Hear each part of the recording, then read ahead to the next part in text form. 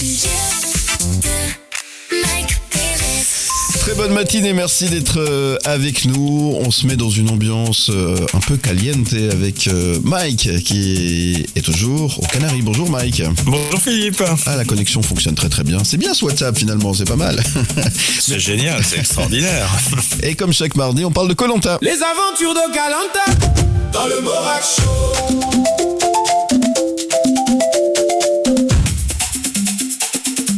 C'est ça, parce que la semaine dernière, on est parti dans les épisodes avec des épreuves individuelles. Il y a eu la réunification et tu vas voir qu'il y a déjà eu une belle surprise. Il suit Koh-Lanta même depuis les Canaries. Mike Pérez nous revient sur l'épisode de la semaine dernière. Avec la première épreuve individuelle, il y a eu la réunification la semaine d'avant. Donc là, c'est chacun pour soi. On se retrouve tous ensemble. Pas d'épreuve de confort, mais directement l'épreuve d'immunité, celle des paresseux, le cochon pendu si tu préfères, Ouais. Celui où on doit s'accrocher la tête en bas par les pieds, par les bras à une barre fixe. C'est une épreuve évidemment non seulement physique mais aussi tellement mentale. Alors voilà, il y a ce Daniel qui a remporté l'épreuve, ça c'est pour la petite anecdote, donc il était protégé, mais ce qui est extrêmement intéressant c'est ensuite ce qui va se passer pendant le conseil. Ouais. Et il y a un nom qui revient assez vite, c'est celui de Ulrich, qui est le coéquipier de Jade, enfin ex-coéquipier de Jade, on va dire ça comme ça. C'est lui qui était allé à l'épreuve des ambassadeurs avec Jade, et c'est effectivement quelqu'un qui se profile beaucoup, qui apparaît effectivement comme potentiellement un dangereux, un rival tout le monde. Et à la surprise générale, effectivement, son nom revient. Et Ulrich qui avait même passé un pacte de non-agression avec Zakaria, il va très vite se rendre compte que Zakaria va lui faire un petit dans le dos et il va le nommer, il va mettre son nom au moment du conseil. Donc je te passe les détails du conseil. Dans un premier temps, on a Ulrich et Antonin qui se retrouvent à égalité avec 7 voix chacun au cours du premier vote. Un deuxième vote qui donne exactement les mêmes résultats. Personne n'a changé d'option.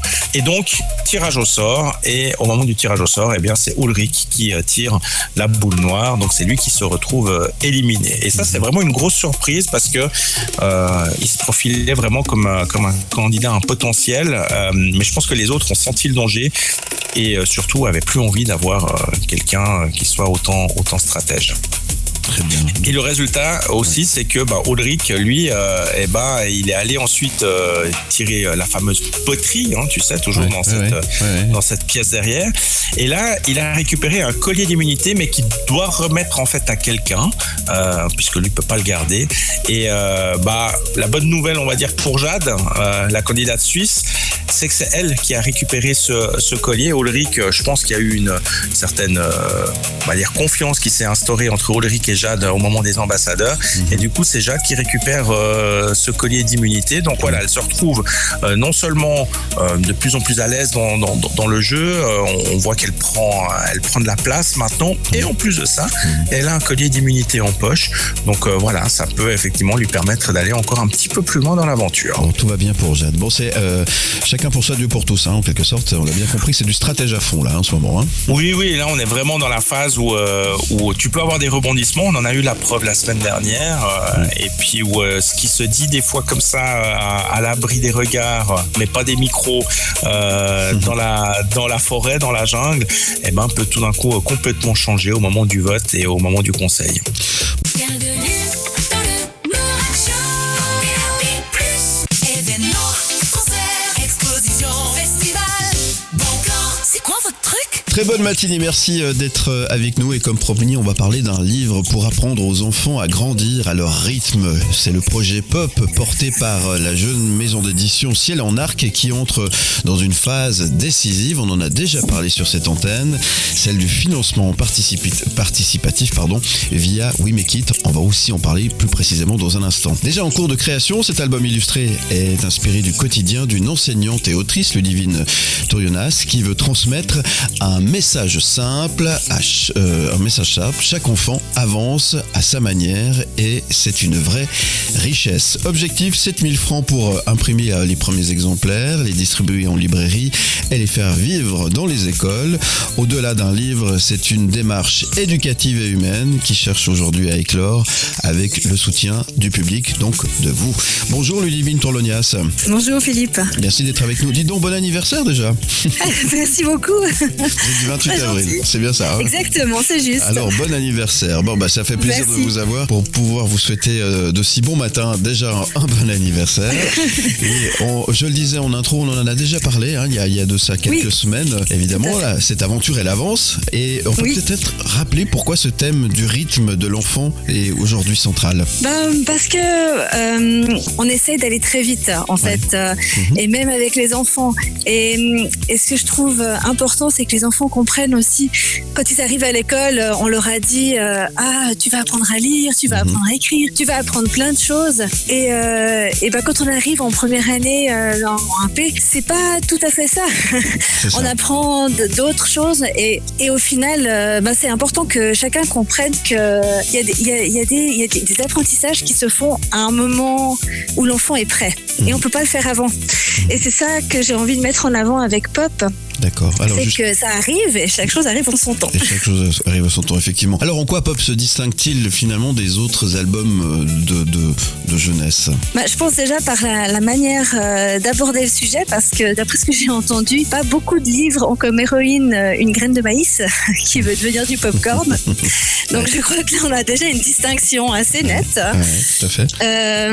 Après, pour moi, c'est important que ces livres soient vraiment adaptés aux enfants, c'est-à-dire qu'ils soient très colorés, qu'il y ait de l'humour, aussi un peu pour les parents, parce que des fois quand on lit 15 fois le même livre à son enfant, on a du plaisir à ce qu'il soit quand même sympa pour nous les adultes. C'est vrai. Comment traduire ce message pédagogique en une histoire accessible ? Est-ce qu'on peut avoir une petite explication, un petit teaser, oui.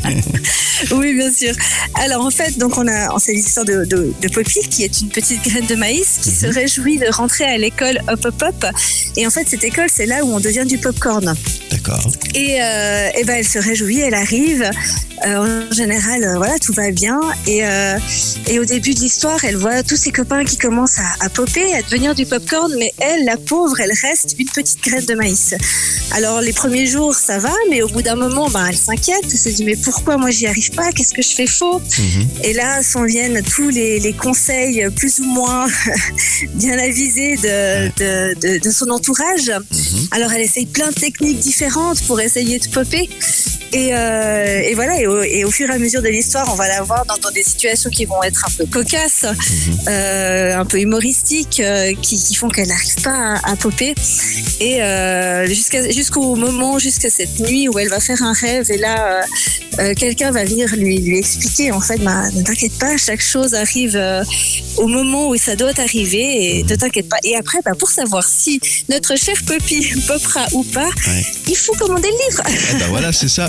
Et alors, c'est bien raconté, c'est bien illustré aussi, hein. Peut-être 2 mots aussi sur l'illustration, ouais. Je suis très très contente. J'ai une illustratrice du tonnerre, elle est géniale. Elle a un univers extrêmement coloré, ce qui moi me plaît beaucoup. Je suis restée une vraie enfant pour ça. J'aime quand c'est plein de couleurs. Donc là, on a un duo de choc, on va dire. C'est cool, c'est très bien, effectivement. Ce projet peut-il s'inscrire finalement dans les programmes scolaires ? Oui, alors tout à fait, parce que moi-même je suis enseignante. C'est vraiment quelque chose qui peut s'inscrire autant à l'école, à la rentrée à l'école en 1, 2, 3P, autant aussi avant l'école, avec la garderie, avec les crèches, quand on veut aussi préparer son enfant qui va commencer l'école. C'est vraiment, ça peut vraiment faire le lien entre les deux. Pop est-il le premier d'une future collection ? Ah oui, c'est le but. Oui, tout à fait. C'est bien, mais il faut déjà réussir à récolter ces 7 000 francs. Hein, 7 000 francs. Exactement. On va y arriver. Oui, hein. J'y crois. Alors comment ça se passe ? Il faut aller sur la plateforme de crowdfunding We Make It, hein, c'est ça ? Exactement, sur We Make It. Normalement, j'ai testé ce matin en mettant Pop dans la barre de recherche. On trouve, c'est le premier qui apparaît. Et ensuite, on participe comme on peut, même 5 francs, ça fait toute la différence. Bien sûr. Et puis ensuite, on peut aussi partager à ses amis, aux personnes à qui on pense que ça peut intéresser. Enfin voilà, tout partage est gagné, est quelque chose de gagnant pour pour moi. D'accord, donc vous allez sur We Make It, vous tapez pop, ça n'a rien à voir avec la politique, je précise. Vous tapez, vous tapez pop et vous arrivez sur la page concernant ce bouquin que vous propose, c'est les éditions Ciel en Arc avec Ludivine Tourlonias. En plus c'est son anniversaire aujourd'hui, franchement, allez-y, hein. Vous allez participer. Et puis, alors une fois que ces 7000 francs sont atteints, ça veut dire quoi? Ça veut dire que vous allez pouvoir démarrer les impressions pour ce bouquin. Les impressions, exactement. Et puis si on dépasse aussi l'objectif, j'ai déjà mon planning éditorial pour le reste de l'année. Ouais. Donc voilà, si on dépasse, c'est tout ce qui sera aussi bon pour la suite, pour le prochain livre qui sortira, qui est prévu pour la fin de l'année. Enfin voilà, c'est... Alors qu'est-ce qu'on peut souhaiter à part un bon anniversaire aujourd'hui à Ludivine? D'y arriver, de dépasser l'objectif et de tout faire popper. Bon, voilà, on a bien fait la promo là. J'espère que ça va bien marcher. J'espère. Vous nous tenez au courant, Ludivine? Oui, avec plaisir. Tout de bon, et puis j'espère Merci. Que ça va fonctionner très très vite. Et encore une fois, excellente journée. Une journée un peu spéciale. Merci aujourd'hui. beaucoup. À bientôt. Au revoir, À Ludivine. bientôt. Au revoir. Bienvenue dans le Morak Show. Plus le coup de fil de Morak. Très bonne matinée, on va parler du Tour de Romandie. Le peloton s'élance d'ailleurs aujourd'hui pour ce fameux Tour de Romandie 2026 qui s'annonce, on peut le dire, explosif. 851 km, plus de 14 000 mètres de dénivelé, un parcours résolument montagneux et sans véritable contre-la-montre. Tous les ingrédients sont réunis pour une course ouverte et offensive. De Villars-sur-Glâne à Lézin en passant par Martigny, Orbe ou encore Charmey, les coureurs devront attaquer, oser prendre des risques. Face à eux, un plateau exceptionnel dominé par un homme, Tadej Pogačar, favori naturel mais pas intouchable. On va en parler dans un instant car derrière lui, la concurrence est solide, des ambitions nombreuses et le terrain propice au renversement. Une semaine de course, une seule certitude, rien ne sera joué d'avance. Richard Chassot, bonjour. Bonjour Philippe. Ce parcours sans contre-la-montre va-t-il libérer les offensives? Ça va être intéressant en tous les cas. Bah oui, ça va être très intéressant parce qu'en fait, il peut avoir un double effet. Ça peut être très intéressant parce qu'on doit attaquer quand même un certain Pogačar, comme vous l'avez dit, d'assez loin si possible. Il va falloir l'attaquer peut-être avec plusieurs hommes parce que c'est vrai que c'est quand même le coureur qui fait le plus peur et qui est certainement le plus grand favori. Ouais. Mais en même temps, c'est vrai que le contre-la-montre avait toujours tendance à hiérarchiser les choses. Mais là, comme il n'y a pas de contre-la-montre assez long, ça permet en tout cas à chacun de ne pas perdre du temps sûrement dans cette journée-là. Par contre, ça peut avoir aussi un autre effet, que certains grimpeurs se disent retardent un tout petit peu l'échéance, sachant ne pas perdre de temps dans le contre-la-montre. Donc on verra bien, c'est toujours l'organisateur en fait propose et les coureurs disposent de la stratégie. Et ce fameux Tadej Pogačar est-il vraiment battable sur ce terrain? Bon, à première vue, d'après ce qu'on a vu encore dimanche sur Liège-Bastogne-Liège, c'est vrai que c'est vraiment un coureur qui paraît quasiment imbattable, mais il faut savoir que sur Liège-Bastogne-Liège, par exemple, Roglic et Lipovic n'étaient pas vraiment présents, c'était la course pour Evenepoel chez Bora. Ouais. Donc techniquement, on a deux équipes qui sont super fortes, c'est l'équipe UAE de Pogačar, mais aussi l'équipe Tour de France, si j'ose dire ça, ils auront encore Evenepoel en plus au Tour de France, mais l'équipe Tour de France pour Bora Red Bull, qui est quand même une équipe extrêmement performante. Roglic a gagné déjà 2 fois le Tour de Romandie dans sa carrière, Lipovic jamais, mais 3e du Tour de France l'an passé. Donc ça reste quand même 2 coureurs qui sont capables de l'attaquer, ça c'est certain. Ouais, Roglic, jamais 203. C'est ce qu'on souhaiterait, parce que le record est de Steven Roach actuellement à 3, personne n'a jamais pu l'égaler. Donc voilà, c'est très sympa. Froome avait gagné 2 fois aussi, il n'a pas réussi une troisième fois, donc c'est sympa d'égaler éventuellement le record, mais de toute façon, on ne sera toujours pas avec un record battu, malgré tout, après 2026. Richard, quelles seront les étapes, selon toi, décisives pour ce classement général? Bon, clairement, évidemment, l'étape de montagne va être décisive entre Braux et Charmey. On fait beaucoup d'ascensions. Comme vous l'avez dit, c'est vraiment une édition avec beaucoup de montées, plus de 14 000 mètres. Donc, c'est clair que ça peut vraiment plaire aux grimpeurs. Et là, on va pouvoir creuser des écarts. On va pouvoir attaquer de loin. On est quasiment que en ascension. Les premières étapes avant celle-ci sont très casse-pattes. Permettraient peut-être même à Pogačar d'en gagner une ou deux. Mais ça peut permettre aussi à d'autres qui savent que peut-être dans le final, ils n'ont aucune chance d'attaquer d'un peu plus loin. Mais on sait que l'étape de montagne sera clé, puis surtout l'ascension finale sur les uns, parce que les temps à l'arrivée à les uns sont définitifs. C'est ça qui va sceller le classement général. général. C'est ce qu'on voulait d'ailleurs, avoir une étape en ligne, Ouais. arriver au sommet, ce que nous, on n'a jamais fait en 20 ans, pour le dernier jour. Ouais. Donc c'est les grimpeurs qui ont un net avantage cette année, c'est ça qu'on comprend. Hein. C'est ça, c'est les grimpeurs. On a souvent donné l'opportunité, nous, à des coureurs complets, grimpeurs et rouleurs. Mais quand on connaît finalement la force de frappe en montagne de Tadej Pogačar, lui, il est grimpeur. C'est ça, en fait, qui est quelque chose de fou. C'est que c'est un grimpeur. On a vu Paul Sexas aussi hier. C'est des grimpeurs qui sont très forts dans le contre-la-montre aujourd'hui. Donc, c'est des profils, c'est toujours chez nous des profils vainqueurs Tour de France ou Giro d'Italia qui vont gagner le Tour de Romandie. D'accord. Peut-on assister à des surprises quand même dès les premières étapes? Je pense que oui. Bon, dans le cyclisme, oui, rien n'est jamais écrit. On sait aussi que malheureusement, il peut se passer plein de choses en course. On a plus de 850 km de course. On souhaite de mal à personne, mais une crevaison au mauvais moment. Enfin, c'est jamais, le cyclisme n'est pas écrit d'avance. Certains se lassent un tout petit peu de la supériorité d'un athlète ou d'un autre. Et c'est vrai, le public aime bien les duels, mais en l'occurrence, c'est jamais écrit. Donc voilà, il faut être au bord des routes, il va falloir suivre ça de près. Mais on a un épouvantail, évidemment, qui s'appelle Tadej Pogačar, mais ça aiguise aussi d'autres appétits, ça c'est sûr. Deux mots sur les coureurs suisses. Est-ce qu'ils vont pouvoir viser un top 10?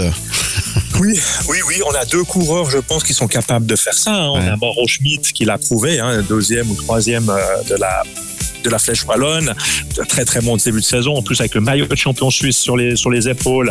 Donc quand vous avez le drapeau suisse sur les épaules, que vous êtes en Romandie, forcément ça donne un peu des ailes. Et puis derrière, vous avez aussi chez nous, alors pour un top 10, on le souhaite vraiment, c'est le Roman Yanis Boisard, parce qu'il est de Chaux-de-Fonds. Il n'a pas pu venir au Tour de Romandie l'année passée, il fait partie de cette équipe suisse Tudor avec Cancellara à la tête. Et puis c'est sûr qu'il a dans le viseur ce Tour de Romandie. Maintenant, il a une concurrence qui est extrêmement élevée, mais c'est un coureur en devenir. Et lui, alors je pense qu'on l'a un peu avantagé en ne mettant pas de contre-la-montre. C'était pas voulu, on fait pas ça pour un coureur, mais disons que lui peut profiter de cette édition sans contre-la-montre pour peut-être quand même être dans un top 10, voire mieux peut-être sur le Tour de Romandie 2026. Un Tour de Romandie 2026 qui peut déjà marquer cette saison, on peut le dire, carrément. Ça... Oui, complètement. C'est vrai que maintenant on a fini les classiques. Et quand on sort des classiques, c'est une autre saison qui repart. On s'approche du Giro, on prépare le Tour de France. C'est des autres aspects aussi tactiques et stratégiques dans les équipes. On va aussi tester les équipiers, savoir qui on emmène avec soi sur le Tour de France. Et là, ça va être intéressant de suivre aussi, pour ceux qui aiment le vélo, un tout petit peu le travail des équipes, parce que sur le Tour de Romandie, on fait sa sélection pour le Tour de France quand on est coureur, et chaque coureur veut faire le Tour de France. Donc, il y a aussi beaucoup de coureurs qui vont se donner à fond, simplement pour prouver à leur patron, à leur équipe, qu'ils sont capables d'aller sur des grandes courses de 3 semaines. Bon, le départ, c'est aujourd'hui, tout est prêt. On est dans quel état d'esprit quand on organise un événement tel que celui-ci? C'est toujours pareil, il y a plein de mélanges d'émotions entre la crainte, la joie, la surprise, la coordination, enfin tout est un peu mélangé. On essaye de garder surtout de la concentration et du professionnalisme, parce qu'effectivement, comme vous le savez, on est sur des routes, même si on les sécurise 10 minutes avant, mais ça reste quand même un grand défi. Et puis on est plutôt sur l'espoir que tout se passe bien comme sentiment final. Bon, on espère que tout se passera bien, c'est ce qu'on peut souhaiter évidemment à l'organisateur et à tout le monde, bien évidemment. Mais merci beaucoup Richard Chassot. Alors bon merci Tour de Romandie, beaucoup. belle édition, et on se dit à très bientôt. Merci beaucoup. À très bientôt. Au revoir Richard. Bye bye. Merci beaucoup. Au revoir Philippe. Coup de fil de Morax, le coup de fil de Morax. Écoutez le Morax Show, partout en Suisse romande, en DAB+. Les sujets de Mike Pérez. Très bonne matinée, merci d'être avec nous avec Mike Pérez par téléphone, toujours sur son île. Il est avec nous pour nous parler de transport public et de sport. C'est ça? Oui, a priori comme ça, l'association, tu te dis, mais quel est le rapport? En fait, je vais te parler de certaines initiatives qui ont lieu un peu partout dans le monde où on te donne un billet de transport gratuit en échange d'un peu de sport. C'est une bonne idée ça. La chronique de Mike. Alors, explication. Sport et transport font bon ménage, mon cher Mike. Oui, en fait, la première initiative de ce genre, elle a eu lieu à Moscou lors des Jeux Olympiques de Sochi, donc ça remonte déjà il y a quelques années. Dans une station de métro, il y avait un appareil spécial qui, en fait, vérifiait, te demandait de faire un peu de sport, par exemple des squats, et puis si tu en faisais 30, eh bien, on t'offrait du coup le billet de transport pour utiliser le métro. Ouais. Et ça a bien marché cette opération, elle elle en a inspiré d'autres, hein, notamment Mexico, la capitale du Mexique, hein, une ville où près de 75% de la population souffre d'obésité ou de surpoids. Alors là-bas, il suffisait juste de faire 10 squats et t'obtenais un billet de transport. Et puis voilà, comme je t'ai dit, d'autres villes tout d'un coup se sont dit tiens, on pourrait faire aussi la même chose. En Roumanie, à Cluj, hein, c'est une ville en Roumanie, là aussi, hein, on a instauré ça depuis 2020 et on a déjà distribué un bon nombre de billets en échange de sport. Il y a d'autres initiatives dans le même genre, pas tout à fait identiques, on va dire. Par exemple, à Stockholm, à Bruxelles, à San Francisco, il y a ce qu'on appelle les escaliers musicaux, où en fait, chaque marche d'escalier donne un son, procure un son, et en fait, tu peux t'amuser à essayer de jouer quelque chose en sautant d'un escalier à l'autre, ou des trucs comme ça. Ouais. C'est un côté ludique, rigolo et tout ça, mais la finalité, c'est que on veut encourager les gens à se bouger, à faire un petit peu de sport, à se dépenser, et puis tu leur donnes une récompense. Bonne idée. Ouais, belle idée. La question se pose aussi, est-ce qu'en Suisse on pourrait imaginer d'avoir ça? Ouais. Et notamment à Lausanne, hein, où on a posé la question. On augmente les prix chez nous, on fait pas ça, nous.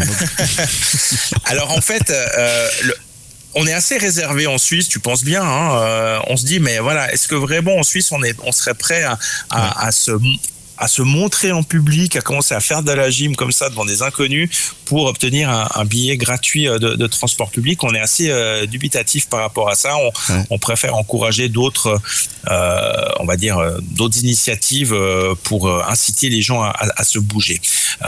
Ceci dit, il y a aussi une autre manière, on va dire, de gagner de l'argent, puisque finalement, là, tu gagnes aussi de l'argent tout en faisant du sport, c'est qu'il y a beaucoup d'assurances maladie qui ont des applications qui effectivement te permettent de gagner des points quand tu fais du sport, justement. Et si tu as par exemple une montre connectée qui mesure tes pulsations, tes pas ou toutes ces choses-là, et effectivement, voilà, et si tu mets ça en relation avec ton assurance maladie, tu peux gagner des points. Donc ça t'offre des bons de réduction, des bons cadeaux, des choses comme ça. Donc je trouve que c'est intéressant effectivement de se dire, on le fait pas seulement dans le but de gagner de l'argent, mais le fait de faire un petit peu de sport et d'avoir une petite récompense derrière, c'est toujours motivant. Et je vous encourage à regarder, par exemple, justement, si votre assurance maladie ou d'autres prestataires que vous avez vous proposent des offres spéciales en échange de la pratique d'un peu de sport. Tant qu'à faire, autant joindre l'utile à l'agréable, quoi. Ouais, moi j'ai fait ça, mais mes primes elles continuent d'augmenter. Oui, mais disons que ça peut te la faire diminuer un peu au moins dans ta tête. Oui, on va dire ça comme ça, effectivement. En tout cas, l'idée est très bien. Merci beaucoup, Mike Perez. Moi, je vais aller bouger un peu là pour gagner des points bonus. Va te promener sur ton île. On se retrouve demain. Écoutez le Morad Show partout en Suisse romande en DAB+.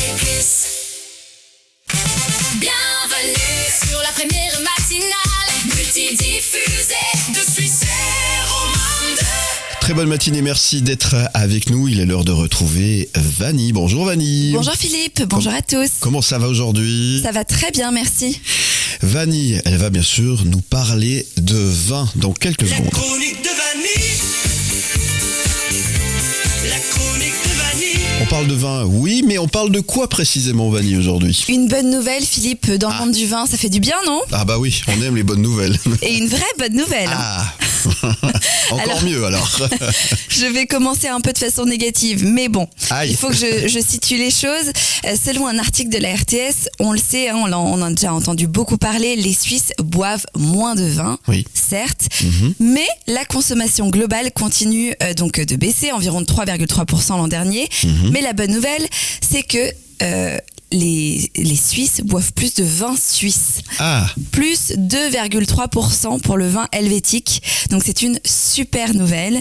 Une part de marché qui remonte donc à 37,5% en Suisse pour le vin, pour la consommation. Autrement dit, on boit moins, mais mieux. Et ça, c'est une très bonne nouvelle.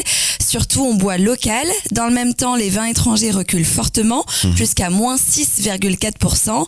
Alors, qu'est-ce que ça veut dire ? Une prise de conscience ? Exactement. Peut-être que nos messages commencent à passer. Va savoir. Je t'avais dit qu'on était écoutés quand même. Voilà, je savais, bravo. Ça veut dire que, aussi doucement, quelque chose est en train de changer. Le consommateur suisse devient plus attentif, plus curieux, plus engagé aussi. Il a compris qu'il devait sauver et soutenir les vignerons suisses. Alors, il ne cherche plus forcément à consommer plus, mais à consommer avec du sens. Et ça, c'est une vraie opportunité pour les vignerons parce que le vin suisse a toute une diversité incroyable de cépages uniques. On en a parlé plein de fois. Des terroirs spectaculaires, Et il manquait peut-être une chose aussi, c'est le fait que ce soit choisi consciemment par le consommateur. Et ça a l'air de devenir le cas. Donc ce serait peut-être un vrai tournant pour l'histoire du vin suisse qu'on est en train de vivre. Le vin est en train de passer d'un vin d'habitude à un vin par conviction. Donc c'est une très très jolie nouvelle. Bon, on va pas non plus s'emballer, le marché reste fragile, les volumes baissent, mais cette progression de vin suisse dans un marché en recul, c'est un signal fort, c'est un signal très fort, et ça signale que la qualité, l'identité et le local peuvent encore faire la différence. Donc voilà, une bonne nouvelle pour aujourd'hui. Enfin, une bonne nouvelle pour nos amis vignerons qu'on salue bien sûr au passage. Merci pour cette bonne nouvelle. J'espère que vous en avez d'autres durant cette semaine à nous annoncer des bonnes nouvelles. On va tout faire pour. Écoutez le Morag Show, partout en Suisse romande, en DAB+. Léonie avec Don't Worry à l'instant, merci d'être avec nous. Sans plus attendre et comme promis, destination les îles Canaries avec Mike Perez qui a tendu son micro à Daniel Gué pour nous parler rallye aux Canaries. Les infos sportives de Mike Perez. On se retrouve avec Daniel Guy à l'issue de ce rallye des îles Canaries. Ça y est, c'est bon Daniel, c'est fait, ça s'est bien passé. T'es à l'arrivée, le premier objectif, il est atteint. Ouais, tout à fait. On s'était fixé de finir ce rallye. Donc pour moi, on est à l'arrivée. Donc avec un bon résultat aussi, une 40e place sur 70 participants donc au championnat du monde. Donc pour moi, c'est un excellent résultat, quoi. Je suis vraiment très content d'y avoir participé parce qu'un rallye absolument magnifique. On s'est éclaté sur ces routes avec mon copilote Chris qui a fait aussi un travail de dingue à côté de moi. Donc je suis très très heureux. Ouais, t'as tenu parole, hein. Tu disais que tu voulais finir dans les 50. Oui, moi j'aime bien tenir ma parole, donc voilà. J'ai dit mon objectif c'est 50, on est 40. Donc c'est vraiment un bon résultat. Bon, c'est une manche de championnat du monde qui se termine pour toi. Mais dans un mois, là, tu recommences déjà. Hein, le virus ne s'arrête jamais pour toi. C'est clair que le rallye, c'est aussi c'est une passion. Et puis là, je vais participer à la fin du mois de mai donc, au rallye du Chablais, qui est un magnifique rallye, qui est pas très loin de chez nous, qui est de la région d'Aigle. Et puis donc, je vous conseille aussi de venir le voir parce que je pense qu'il y aura du spectacle. On va mettre du spectacle. Bon, là, effectivement, tu as eu un échauffement, même plus qu'un échauffement. Là, tu as vraiment repris le rythme avec la voiture. Tu as pu bien rouler, bien prendre confiance. Ça, c'est quand même de bon augure avant le rallye du Chablais. Ouais, parce que j'ai accumulé quand même les kilomètres. Il y a eu plus de 350 kilomètres de spécial. Donc, c'est vrai qu'avec ça, j'ai repris un peu le rythme et puis je me suis amélioré aussi au fil du rallye. Et je sens que la performance est là. Donc, on va essayer de faire un bon résultat au Chablais. Tu disais quand on avait présenté ta participation au rallye que ce qui était magique quand tu participes à une manche du mondial, c'est que tu côtoies effectivement les meilleurs pilotes du monde. Là, tu as eu l'occasion effectivement de les voir, de les côtoyer, alors pas de les voir passer parce que toi t'es pas au bord des spéciales, mais c'est toujours impressionnant de pouvoir être dans ce milieu, dans le même univers, dans le même environnement que les meilleurs pilotes au monde. Ah ouais, c'est magnifique de croiser tous ces gens-là. Tu te dis que c'est comme si tu arrives dans un Grand Prix de Formule 1, puis tu croises des Verstappen, des Hamilton, et puis tu concours avec eux. Donc c'est vrai que c'est une expérience incroyable. Et puis surtout, c'est la ferveur du public, c'est le nombre du public au bord des routes, sur les parcs d'assistance, dans les rues et tout. On te fait signer des autographes, on te prend des selfies. Les gens sont dingues du rallye et du sport automobile. Ça fait vraiment plaisir de voir cette passion.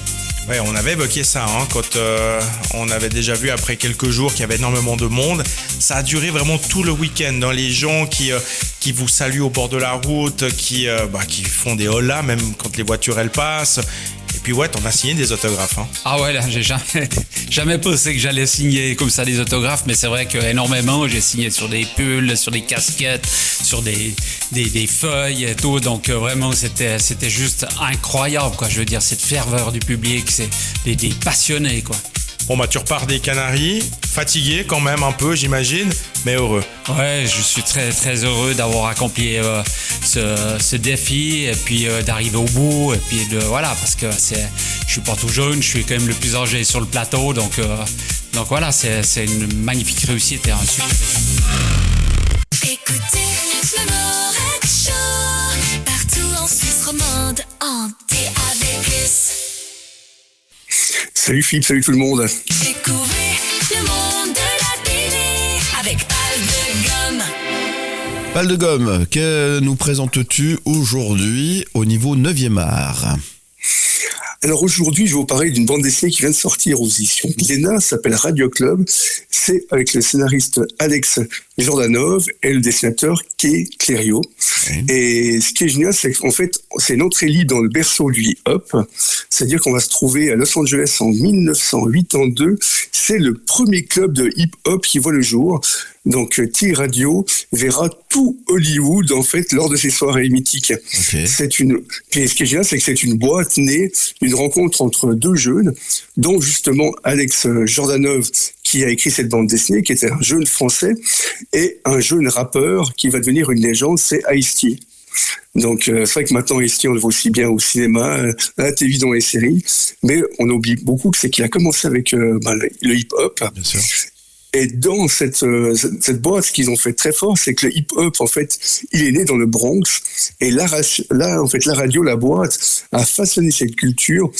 Et tous les grands y venaient. C'est-à-dire que c'est une boîte qui était impressionnante parce que même Michael Jackson est venu chercher, en fait, ses danseurs pour son vidéoclip Thriller. Ouais. Prince venait écouter, en fait, il était assez timide, donc il s'enfermait dans le bureau, en fait, d'Alex, et il écoutait les nouveaux morceaux, en fait, de hip-hop. Mais Madonna, en fait, est venue faire, en fait, son morceau Holiday que tout le monde connaît, avec le figurine de Ice-T. Même Chili Peppers, qui était un jeune groupe, venait aussi faire la fête. Il y avait plein d'autres artistes qui venaient. Et c'est vrai que ce qui est magique, c'est que le scénariste, en fait, il a fait sa biographie en bande dessinée, parce que mieux que lui, il a raconté toutes les anecdotes qui se passaient dans cette boîte. Et moi, ce que j'ai beaucoup aimé dans cette BD, c'est qu'en même temps, on fait un grand voyage dans la culture hip-hop, et il y a plein de noms qui sont marqués, aussi bien des petits et des grands groupes qui sont devenus des géants. Ouais. Et ça veut dire que, moi je m'amusais, c'est-à-dire quand je lisais une page, tac, j'allais sur YouTube, je mettais le nom de l'artiste et j'avais carrément en fait en direct la musique. Donc c'est une bande dessinée qui est très bien pensée parce qu'on fait un voyage en même temps pour tous les fans de musique. Tu peux faire la chanson en même temps, quoi. C'est bien, tu peux mettre dans l'univers. C'est ça qui est génial. Ah oui. Et c'est vrai que c'est un bon coup de cœur parce que c'est vrai que j'aime tous les styles de musique et le hip-hop et le rap, j'aime beaucoup aussi. Bon c'est très bien, tu as parlé de Madonna et Holiday. C'est quoi, on va enchaîner avec ça, hein? Avec un grand plaisir. On va se mettre dans l'ambiance aussi. Merci pour cette BD. Comment elle s'appelle? Tu l'as dit tout Alors, ça s'appelle Radio Club. Ça vient de sortir aux éditions Glénat. C'est Alex Jordanov. Donc, c'est la biographie qu'il a écrite avec Kay Clério, en fait, au dessin. Très bien, écoute, merci. Et puis on rappelle que pour les fans de bande dessinée et tous les autres, il y a les 20 ans de BDFIL à Lausanne. Ça se déroule cette semaine. Profitez-en, hein. Ah oui, ça a lieu 2 semaines, donc c'est vrai que profitez-en. C'est vrai qu'il y aura des expositions, il y a plein d'auteurs qui seront présents. Même Zeb fera un passage. Donc c'est vrai que ça a commencé hier, le 27 avril, et c'est jusqu'au 10 mars. Et c'est toujours la gare de Lausanne. C'est noté. Merci beaucoup, Pal de Gomme. On se dit à très vite alors. À tout bientôt. Merci beaucoup. Bye bye. Merci. Écoutez le Morad Show partout en Suisse romande en DAB+. La minute gastronomique avec Monsieur Goemio, Knut Schwander. Bonjour Knut. Bonjour. Les coups de cœur gastronomiques. Les coups de cœur. Les coups de cœur. Nous sommes à Fribourg toute cette semaine. Hier, Exactement. nous avons découvert 2 adresses. Pérol et le Petit Pérol. Voilà, c'est ça. Et aujourd'hui, vous nous emmenez où? Alors aujourd'hui, je vous emmène dans un restaurant qui est très discret. On en entend peu parler, mais c'est une excellente table. C'est un peu caché, c'est dans une ruelle, ça s'appelle La Seine, mais c'est en plein centre-ville. La Seine, qui a quand même 7 sur 20 au Gomio, donc c'est pas la dernière adresse à oublier, au contraire. Ouais. Et il y a là un chef qui s'appelle Mohamed Azeroual, qui est là depuis 2014 et qui fait une cuisine ciselée, raffinée, des très beaux plats artistiques. Et quand je dis artistique, c'est vraiment c'est du très très beau travail, c'est très raffiné, c'est très bon. Il faut dire que le cadre s'y prête, le restaurant est extrêmement élégant, il y a des œuvres d'art un peu partout, il y a un patio avec un olivier, il y a une cave qui est superbe avec d'une part elle est belle à voir parce qu'elle est on la voit à travers une vitre, d'autre part ce qu'elle contient est très beau aussi, donc il y a de quoi se réjouir aussi côté vin. Et puis il y a pour les amateurs aussi une cave à cigares, et enfin même un fumoir à cigares, donc c'est un établissement très complet, très beau, c'est au centre-ville. Et puis eh bien il y a des soirées accords, mets et vin, et tous les autres jours eh bien on mange des menus absolument remarquables. À midi un menu plus léger qui vaut vraiment le détour. Mohamed Azeroual fait un très très beau travail à La Seine, donc si vous ne connaissez pas encore La Seine, faites-y un petit tour, le spectacle est fantastique. Ah, joli, La Seine, le spectacle. Ça s'écrit comme la scène, comme une scène de spectacle. Voilà, très bien. Ça n'a rien à voir avec le fleuve, évidemment. Très bien. C'est noté. Ça se passe du côté de Fribourg. Exactement. Destination La Seine pour vivre un bon moment. Merci beaucoup pour cette nouvelle adresse à découvrir du côté de Fribourg où nous sommes toute cette semaine avec vous. Knut, à demain. À demain. Écoutez